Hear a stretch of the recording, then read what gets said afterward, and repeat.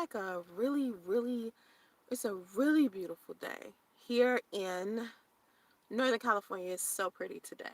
It's still kind of awkward outside, because it's, I don't know, everyone's wearing their masks and gloves, and then there's a lot of people not wearing them because we've ran out of gloves and masks and hand sanitizer, alcohol, and all of the things that, we need. And what I'm not seeing a lot of is kids being out, and that's a good thing.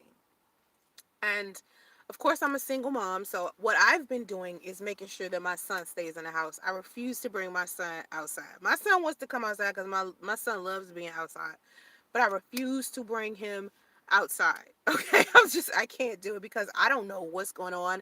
There's so much uncertainty about what's happening right now that I'm very unclear about do as far as my son goes. Of course, all of the schools are closed, all of the daycares and stuff are closed. So it's not like he has a lot of places to go. The playgrounds are all closed. So it's not like he can go to these places, but you can get cabin fever, especially when you have kids. Now, I'm out all of the time because even though I'm supposed to be quarantined and I'm not working my regular job, I go around and do DoorDash deliveries.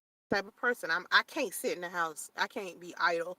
But me, I'll do anything to generate additional income. So I tell people all the time, DoorDash, Grubhub, Postmates, Uber Eats, do it. Okay. I mean, it gives you a chance to go outside and get some fresh air. Still, as a DoorDash driver, I couldn't get masks, so I went ahead and I have my African like scarf with me, and I wear this around my face. I consistently wash my hands. I just ran out of hand sanitizer, so there's that. I don't know where to buy them, but I got some water and some soap in the back if I need, I need to wash my hands. Every time I go into a place like maybe Target or Walmart, I make sure I wash my hands, or any restaurant that allows you to go into the restroom, because most of the restaurants do not allow you to go into the restroom. And so anyway, one thing that I don't have to worry about is co-parenting. Okay, and this could be very difficult for a lot of people who are doing social distancing with, somewhere else. Like if you're a part of a blended family, maybe you're a stepmom, or maybe you're a stepdad, or maybe you and your ex are trying to share your kids, but you have like this social distancing thing. um it could be very difficult when it comes to who's supposed to be where and what kids supposed to go where. And sometimes we have court orders where our kids are supposed to come on the weekend. Or I know my cousin, he and his ex-wife, they do 3 days at a time, so it's like they switch 3 days and then switch 3 days, so it can be very difficult. But at the same time, it's like you don't have to take them to school. You're not really going to work. So you kind of can still follow the same guidelines. The only part that you possibly could be worried about is the transportation part, which is who's going to drive who. If y'all could sit down and arrange that, then you good. There's a lot of people that can't communicate that way, you know. But the guidelines that you followed when we weren't in the middle of a pandemic is the same rules that you will follow being inside of a pandemic. Okay. Let me just say thank you for tuning into my live stream. Everyone, if you're confused, my chat is only for members only. I decided to do this for my channel because I needed a little bit more structure. I still want to do content for all of my subscribers, but as far as live streams go, it'll be for members only. You'll still be able to see my live streams. There will be some member only live streams, but the live stream that I'm doing right now is for everyone to see. But in order for you to chat, I believe that you have to be a member. Okay, it's member only mode. Okay, so anyway, and trust me, I miss everybody that used to come into my live streams and have conversations with me, especially like my moderators like Mark and Nikita and all those people that would just keep coming back. I definitely miss, seeing you guys in the comment section and you guys talking to me. I miss that very much. But what I don't miss is Nikita and Mark consistently having to moderate my comment section because of heavy trolling. I'm talking about people coming to the comment section, MAGA, talking about Donald Trump and stuff like that. So my um, chat is no longer open. My Guest membership is only $3.99. It's not like it's expensive. It's $3.99. So if you want to be a part of the chat and you want me to see you and you could talk to me, it's $3.99 a month. Okay, it's just how shit gotta be. I mean, life is kind of complicated right now. So anyway, I'm kind of glad this is the type of thing that I'm glad I don't have to deal with. I mean, of course, I would love for my son to have his father and his life, but his father is one of those complicated people who likes to complicate life at every single small thing. So if we were having to co-parent during this time, it would be difficult. I'm sure of it. Like, I'm sure of it. But a lot of people have a lot of concerns. I can tell you right now, with me being outside, everything is a lot cleaner. Like, a lot of restaurants are cleaner, bathrooms are a lot cleaner. They're doing what they're supposed to do. They're amping up that sanitizing everything.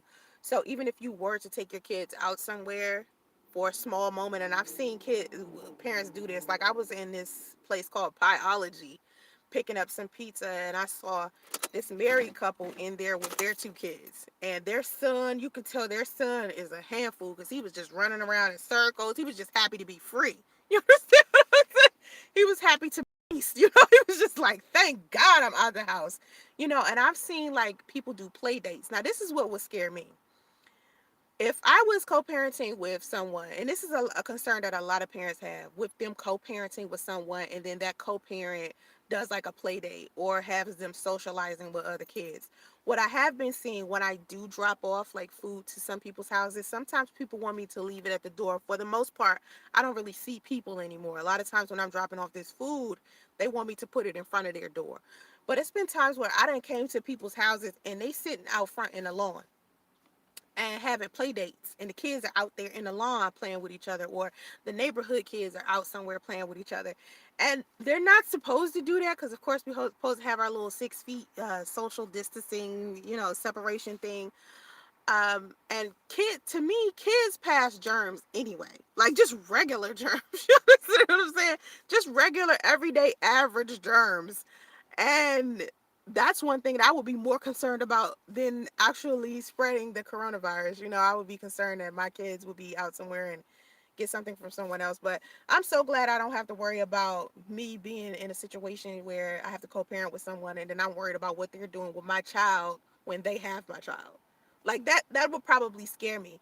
And the good part about healthy co-parenting is that you two communicate. But when you have those toxic co-parenting environments, it's very difficult for two people to agree to have a specific type of schedule or stick to the court mandated situation, or to stick whatever agreement y'all came up with as parents. And I know that's a lot of concern for a lot of parents right now. I know that would be my concern for my son if his father was in the picture. So I can only imagine what it's doing for a lot of moms and a lot of dads. But my advice to everybody who is going through some type of co-parenting experience around this time is to follow the same guidelines that you were following when the world was like normal. Just do the same thing. Like, don't even switch that out. Because the only thing that you're really kind of pulling out of your child's schedule is like school and daycare. So everything else that you were doing as a family or whatever, just keep it the same way, like the visitation schedule and stuff like that. Just keep it the same way and just try to deal with it. And here's another thing. If it's kind of like a out of town thing, like say for instance, like I said with my cousin, I think his ex-wife lives 2 hours away. So sometimes it becomes difficult, or like like 2 hours away. And it used to be difficult, but see, the good thing about him is that he gets to work from home. Even when the world was regular, like not in the stage that is in now, it used to be easy for him because he would have to work from home. I think maybe the argument might be who's going to quarantine the kids. Like, wouldn't that be like the argument? Like, who's gonna keep the kids for 14 days, or who's going to keep the kids busy during this time? And this is like I said, it's uncertainty. Like, how long are we gonna be doing this? That's my biggest concern when I'm talking to my mom. Like, every time I go out the house, right? And with my mom, and anybody that's concerned about my mom's doing a lot better. She's recovered from the COVID-19. She's recovered. She's fine. And now I could leave, my son with her alone. Now, here's a problem before I go into what she keeps doing every time she calls me. My mother still has diabetes, and she had an episode the other night in the middle of the night, and it was like 3 a.m., and her sugar was like, we didn't know whether it was too high or too low, and it was kind of scary. I think it was the first time my daughter ever experienced. But if you've been around anybody who has diabetes, the type of diabetes where they have to use insulin, um, it was frantic because it happened so suddenly. It's like my mother, sometimes she doesn't know that, she doesn't get the signs that maybe her sugar's too high or her sugar's too low, or if she forgets that she missed a meal, or she forgets that she takes her insulin, or she didn't take her insulin, and sometimes her blood sugar will be way too high or be way too low, and so it's supposed to be around 80. And so the other night I was sleeping, and I could hear her. Like, every time she go to the bathroom, I can hear it. I'm the type of person, I sleep like a feather.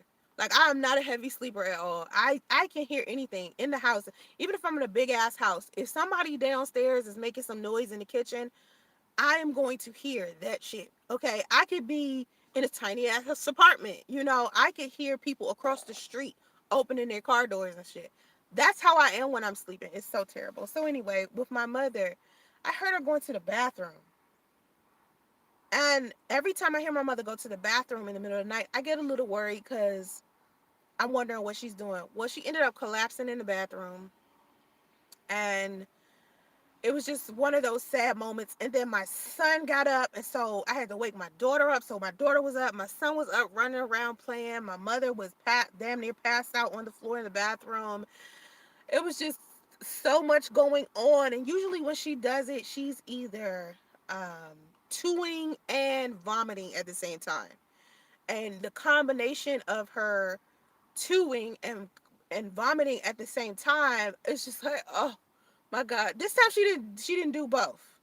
It was just like, oh, Justice, I need you to calm down. Dominique, go find the meter, because you got to check the blood sugar to see if it's too low or too high. And she said to me, Soncerae, it's too low. So I get in the car, run to 7-Eleven because it's no juice, no soda. And I'm like, where's the juice? Where's the soda? Because usually that's what we have to do if it's really low. We just give her some, a little bit of soda or a little bit of juice, or a piece of candy or something to get it normal. I'm looking around. I don't see anything. All over the house. I don't see nothing. So I hop in the car, go to 7-Eleven, 7-Eleven around the corner, turn around, come back. She's like, where's the meter? The thing that you check to see what her sugar is. We couldn't find it. Somehow it ended up in the car. Dominique found it in the car. So she brings it up. My mother's sugar, and I remember I said it was supposed to be 80. Her shit was 332. I said, Mom, what if I'd have gave you this sugar? This soda? Oh my God, that could have killed her. It was already high, way too high. So anyway, we had to give her insulin. And it was that when she finished, she actually almost passed out again because she went to take a shower and she couldn't stand up. I kept telling her, don't stand up until you feel comfortable enough to stand up. She stood up anyway and got undressed and then ended up collapsing in the bathroom without any clothes on. And I remember I was telling my daughter's father this over the phone, and I love my daughter's father so much. He's just so understanding. He's just one of the greatest co-parents ever. And he was like, did you call the ambulance? I was like, my mother, I already know how to deal with my mother, and I know when it becomes time for the ambulance to be called. It's like levels to it. Like, she was almost there. Don't get it twisted, because I almost was like, I'm about to call this ambulance in about 2 minutes because you're scaring me. But we pulled it together. But the difficult part, I think, once she did, finally we helped her up and she got in the shower. Finally, once all of that was over and my son was up, and I had to clean up my mom's feces out of the bathroom. This is what it was. Just, I had a realization in my mind. Like, I was right there in that moment, and I was like, my son is running around. I just cleaned up my mother's feces. The feces is everywhere. My daughter is up. She's kind of scared. My mom is just, hopefully she's doing a little better. Like, she's feeling a little better. And I just had to have a moment as a mother. Like, it just, everything that I do all day, every day, it just all just came to me how I'm living right now. I'm in the middle of a pandemic. I work like crazy. I need rest. I just kept thinking, like, there is so much uncertainty about this current situation. I don't even know what to do next. And a lot of times as a parent, that becomes overwhelming. Like, it becomes extremely overwhelming. And that's how it was for me. I was feeling a little like overwhelmed at that moment. And it was just like, these are the moments right here that sometimes I get so upset with my son's father, because these are the moments where I get tired and I'm like, if he would have just been here to take justice for 2 minutes, that would have been something else, that could have freed up some space for me to handle what was going on with my mom. So when I'm dealing with my son and having to deal with my mother being sick at the same time, I wish I had the co-parenting dynamic. This is when I started getting frustrated with my son's father. And I want to be clear with young ladies who are out there considering having babies with children. I mean, babies with children. I know, right? These little these men that claiming to be men but they kids trying to have children with children. Anyway, that's not what I meant. Well, you're thinking about these men you want to be in a relationship, and there's a possibility where you're like, a baby might fix this situation, or you do want to be married and you feel like you're ready to be married, but then you look at your husband and certain things just seem wrong, or he seems not ready. I want you to think about it, especially if you're younger. Like, I want you to think about this, because even if you decide to get married, or if you're in a really, really, really good relationship, babies definitely change things. There was somebody that went into my community tab just recently, like maybe, I think it was earlier today. They left a message on my community tab, and they put this, um, they asked me to come to their channel because they posted this video about this female rap artist named Jada, who was young, and she's a mom, and I forgot what rapper baby mama. She's some rapper's baby mama, and she was telling, like, other girls, like, do not have children if you young. Go out there and have fun. Don't have children, because these children change the relationship. Now, children do change relationships, but sometimes these children change these men so drastically, even if you're married. So as a woman, you know how they say the quote, mama's baby, daddy's maybe. At the end of the day, these kids will continue to be your responsibility, whether or not these men say how much they want to be fathers, whether these men to marry you or not. Regardless to the nature of the relationship that you have with these men, just understand that there may be a time where you have to do everything alone, and it can be overwhelming, and especially in a time like this. Like, right now, I just keep thinking to myself, ugh, like, you guys don't really understand how stressed out I was when I got sick. And I'm not talking about from her diabetes, I'm just talking about from the COVID-19. Then for her being sick from, diabetes just the other day, and just having to deal with that, and turn around and work every day, and turn around and make sure my daughter is going to work every day, and try to make sure my son is well taken care of, and it's just me. And I'm here alone, because I trusted a man, thinking that this was the man I was going to marry, a man who wanted to be a father. And here I am with no co parenting experience with my son at all, no way to get any type of help, and it gets overwhelming. So I just want young women to understand something. Being a single mom is good majority of the time. Like, I can say about 85% of the time I'm happy. You know what I'm saying? But then sometimes it gets to that one moment where I'm so overwhelmed because I've been working so much and I have so many things that I'm juggling. I need a break. And that break could be, oh, well, my son is with his father this weekend. Oh, instead of me picking up my son from daycare, his father is picking him up. Oh, stuff like that. So you don't want to choose single motherhood. You know what I mean? Like, when I see women say stuff like, I saw this clip where these women were talking about they purposely chose single motherhood because they feel like it would be too much of a responsibility to also be a wife. Well, the responsibility of being a wife, being a mother, being a chef, being a babysitter, being all of these things all of the time, yeah, it's a lot to juggle. But at the same time, when you do need a break from all of those things, there will be somebody there. You understand? If you pick the right guy. Because, like I said, if you are married or not, when you get in these relationships or these marriages with these men and they not quite right in the head, regardless to whether they're your husband or not, if they decide to leave the relationship, they'll leave you with taking care of these kids alone. So you got to be very selective about the type of man you're dealing with and what is his character like, really. Just because he decides to marry you doesn't mean his character is going to be 100% if you two decide to get divorced. You understand? These are conversations that you still have to have with these men. You have to have the conversation. You have to say to them, okay, so if we decide to break up, right? Or if we decide to get divorced, because there is a possibility that we can, what type of parent would you be? You know, are we going to agree on taking care of the kids? Because, see, that's basically what me and my daughter's father did. And still to this day, me and my daughter's father have an amazing relationship. Because when he and I was together, we had the conversation. We sat down and talked and talked about what our co-parenting plan would be if we ended up breaking up after we had a baby. You know, and so I have so much respect for my daughter's father because he could have just bolted. You know, it's men out there that could have just, you know, they could just leave their kids straight up. They don't even try to co-parent. It's men out there like that, and co-parenting is easier than people think. Like, it's so much easier.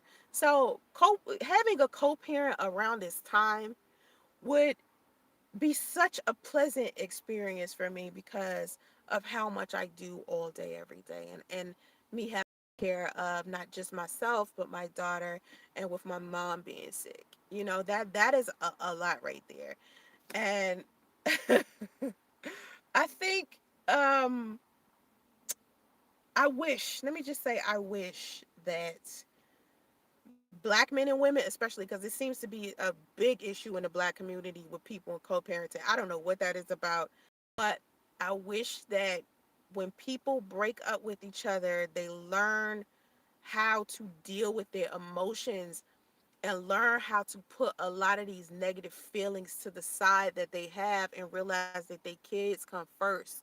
Your kids and the well-being that they have and the environment that they have comes before whatever's happening between you and your ex. Like, you can't hate your ex so much that you abandon your children, or you know, treat your children bad.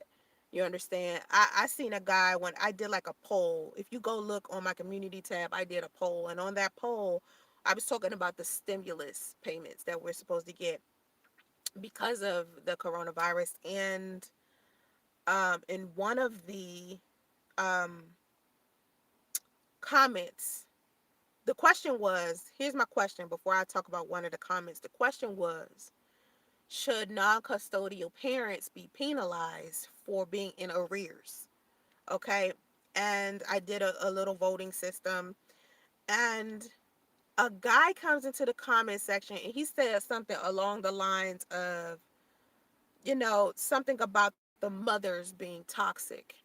And I hear that excuse with a lot of men. They use the excuse that the mothers are toxic, so they don't see their kids, or they don't want to pay child support because the mothers are going to do X, Y, and Z with the money because the mom is this negative thing and that negative thing. And my answer to that is always the same thing.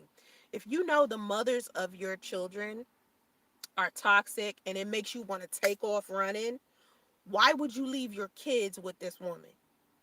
Like, if anything, you need to be taking your ass to court to make sure that you get your kids away from this toxic person. And that differentiates between the men and the boys. When they come into my comment section and they say something along the lines of something that's degrading or disrespectful towards a single mom, it always, to me, is like, if this woman is as bad as you claim, why would you want to leave your kids with this woman? You feel me? So anyway, fathers need to definitely fight for their kids, and fathers need to definitely be a little bit more open to co-parenting. And single mothers, you have to start doing something about those emotions if you're making like co-parenting difficult for the fathers of your children, because I know there's women out there that's like that, it's making it difficult for the fathers of their children to co-parent. And for the women out there who have these great co-parenting experiences, kudos to you, because that could be difficult for a lot of people. And I think from day one, me and my daughter's father had an amazing co-parenting relationship. But some people, it takes time for them to build that kind of friendship or build that kind of relationship where the co-parenting is so smooth and so easy. It takes time, and building that type of respect for each other as a parent is kind of hard when you've been in a relationship with someone and you might feel disrespected by them, or you might disrespect them because you don't like the way that they treated you, or whatever the case is. You might not trust them. It could be difficult trying to build a relationship with them, especially with the other stresses of what's going on in your life. But you come when we all in a situation like this, when this is a pandemic, that means everybody in the world is going through this together. And at some point, you gotta put a lot of what you're going through to the side just to make sure that this is a lot easier than it has to be, because it doesn't have to be this complicated, and it doesn't have to be stressful. Your co-parenting experience doesn't have to be stressful at all. You make it that way. The people involved make it that way. And the pandemic should have a lot of y'all thinking long and hard about what kind of parent you are, what kind of parent you want to be, what do you genuinely want for your kids, and start doing some self-reflection. And that's what I've been telling a lot of guys that have been reaching out to me, because I told you guys I put my another profile up for a dating site, because I think maybe like a year ago I put up a profile somewhere and I ain't stick to that at all. So now I'm trying to date again, and I'm talking to guys, and guys are very different on dating sites right now. Like guys, because you don't have a choice but to just talk. And it was my daughter who actually talked me into going out there finding, someone to date. And my daughter's father too. My daughter's father is very adamant on me finding a stepdad. He's like, I know you're gonna find a stepdad for Justice. Just hold on. I mean, you're a good woman. You're a nice woman. Like my daughter's father is so positive and so motivational, and he's just like, you'll be fine. Like, go out there and do it. And I'm like that with him too, because I really want my daughter's father to go out there and get married to somebody. You know what I mean? Like, he's so great. And I'm like, you need to go ahead and get you like a good ass wife somewhere. And I think the reason we are like that with each other is because we respect each other's differences. But anyway, so when I get onto these platforms with other men, my daughter, oh, back to what my daughter said. My daughter told me, this is what made me decide to get back on the dating site again.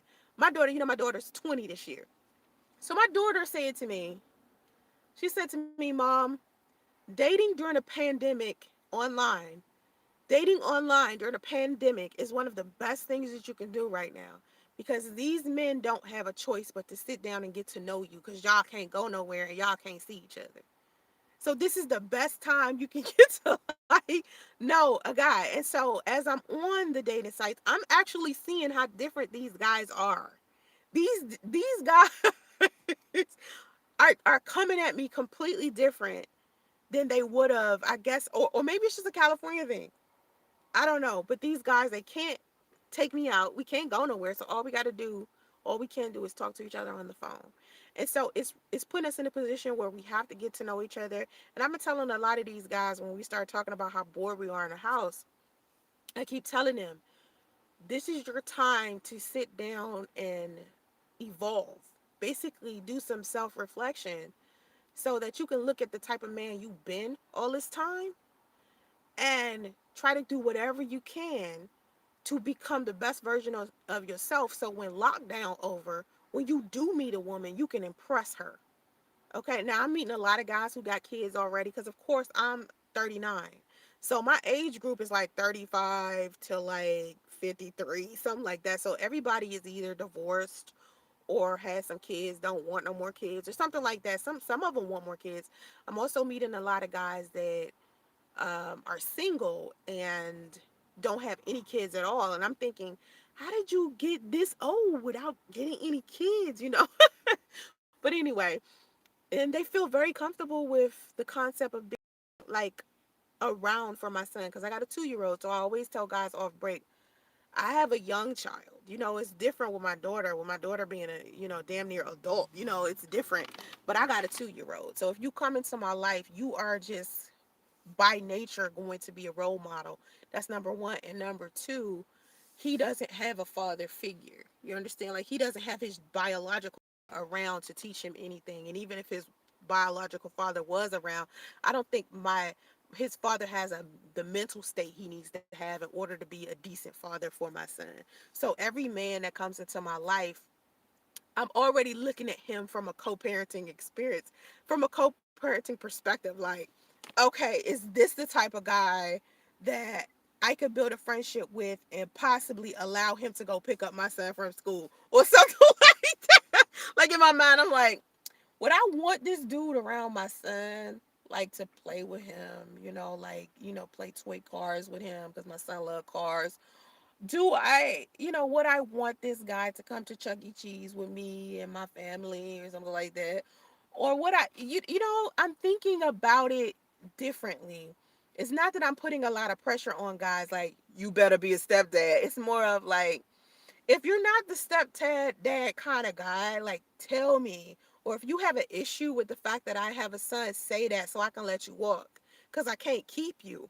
It's, I don't want to do the little cliche of, oh, me and my son are a package deal. You can't have one without the other. I don't want to have that attitude like, nigga, my kids come before you and blah, blah, blah, and start treating them bad. Like, that's just corny. Now, my kids are always going to come before a man. And any man who's expecting a woman to put him before her kids, you need some type of mental, like, something's going on in your mind that's not that's not good. But I don't want to put that pressure on guys, but I do look at it differently. And you know one thing that, as a if I was dating, not if I was dating, if my son's father was around, I would be concerned during this time if my son had to be quarantined with him and he was like dating someone. That would worry me. That will worry me. And I know it's like some other parents out there that's getting a little worried because their kids are like with their other parent, and that other parent is like in a relationship with somebody else or married to somebody. And it's like, do I want my kid around that, person who's stepmom, so I get the stress of the situation and how much harder like co-parenting could be, or being a blended family could be around this time. I could see how this could be, you know, how you worried a little bit, but just follow the same guidelines you would if we wasn't in a pandemic, as far as visitation goes, and as far as any type of agreement, any type of arrangement y'all had previously to right now. And if you feel like you need to make some adjustments, try to be a little bit mature about this. And honestly, I still don't understand how in the middle of a pandemic people can't be mature. You in a situation where you have no choice to mature up. You know what I'm saying? You don't have a choice but to sit down as two parents and agree. Let me tell you something real amazing about my mother. While my mother was sick, okay? While my mother was sick, not what this time around when her diabetes was acting up, but during the time she was, in her COVID-19 stage, my mother was on Facebook and she contacted priest aunt and asked priest aunt how priest was doing. That's very big of my mother to be sick and still asking about priest. Someone who has not shown interest in justice in maybe a year.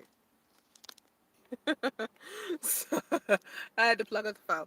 Someone, did y'all hear me? My mother had contacted Priest's aunt because she wanted to see how Priest was doing.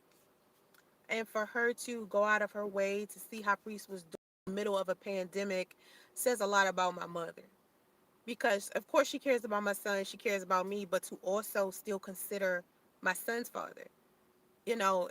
When my son's father hasn't shown interest in our son since he asked me to take him off child support over a year ago. You understand what I'm saying? So for my mother to be like, to go out of her way. And so my mother also cared to ask about Priest's mom to see how Priest's mom was doing and gave her phone number to Priest's aunt so that Priest's mother could call and check up on Justice. And um, I wanted everybody in Priest's side of the family to understand that I don't have to feel comfortable with y'all. You know what I'm saying? Like, I can be cordial. I don't have to, have like this relationship with y'all in order for my son to have a relationship with y'all because y'all my son family. You understand? So I have a level of respect for y'all off of that. I don't know how they would treat him because they never been around him. So I think that's the reason why my mother was kind of like, listen, this is another opportunity for, again, because I think we reached out to him when my son's was 1 for his birthday, and that didn't go so well. Um, with this, it's like we're in the middle of a pandemic, and you got to start thinking about your family and your friends and their welfare. And so I think it was just like, when this pandemic is over, if we all survive this, we would like for Justice to meet his side of the family. And so my mother gave his aunt Julia her phone number so she could give it to Priest's mom. And that was like, I don't know, 3 weeks ago, maybe 4 ago. And she never called. She never called, not to check on her grandson at all. And my mother was like, I think you should meet your grandson. She didn't even call to check up on her grandson. So, yeah, there's that. I don't think I could ever be that kind of mom or grandma. Like if my son had a kid out there and he wanted to meet his grandmother or his mom, it's like, yo, I want you to meet your grandson, I would have did it. But anyway, y'all be safe out there. I gotta go, okay? Stay focused, y'all. Namaste.